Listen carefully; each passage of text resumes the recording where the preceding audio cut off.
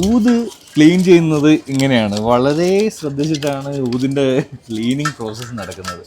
എന്ന് പറഞ്ഞാൽ ഇത് നോക്കിയ സാധനം എന്നാൽ ഇതിനകത്ത് ഒരുപാട് വേസ്റ്റേജ് വരുന്നുണ്ട്. ആ വേസ്റ്റേജ് മൊത്തം എടുത്ത് കളയണം, എന്നാലാണ് അതിന് ശരിക്കുള്ള സ്മെല്ല് കിട്ടത്തുള്ളൂ. അപ്പോൾ ശരിക്കും 1 കിലോ ഊത് ക്ലീൻ ചെയ്തിട്ട് എടുക്കണമെങ്കിൽ മിനിമം 2 ദിവസം ഇരിക്കണം ഫുള്ളായിട്ട്, എന്നാലാണ് ആ 1 കിലോ ഊത് ക്ലീനാക്കി കിട്ടുള്ളൂ. ഇത് ഓൾറെഡി ക്ലീനിങ് കഴിഞ്ഞ ഊതാണ്, പക്ഷെ ഞങ്ങൾ കുറച്ചും കൂടി ക്ലീൻ ചെയ്യുന്ന പറഞ്ഞാൽ കുറച്ചും കൂടി നന്നായിട്ട് പെർഫെക്ഷനായിട്ട് കസ്റ്റമേഴ്സിന് കൊടുക്കാൻ വേണ്ടിയിട്ടാണ്. അപ്പോൾ ഇതിൽ എന്തെങ്കിലും ഒരു വേസ്റ്റേജോ കാര്യങ്ങളോ ഉണ്ടെങ്കിൽ അത് മൊത്തമായിട്ട് കളഞ്ഞിട്ട് അത്രയും പ്രോപ്പറായിട്ട് ക്ലീൻ ചെയ്തിട്ടാണ് ഞങ്ങൾ കൊടുക്കുന്നത്. ഇതാണ് ശരിക്കുള്ള പ്രോസസ്സ്. വളരെ ശ്രദ്ധിച്ചിട്ടാണ് ഇത് ചെയ്യുക.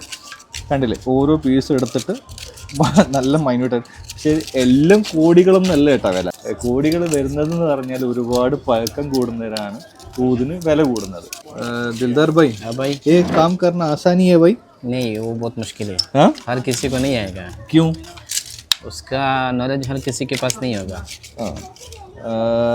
പറഞ്ഞെന്ന് പറഞ്ഞാൽ ഇത് എല്ലാവർക്കും ചെയ്യാൻ പറ്റുന്ന പണിയല്ല.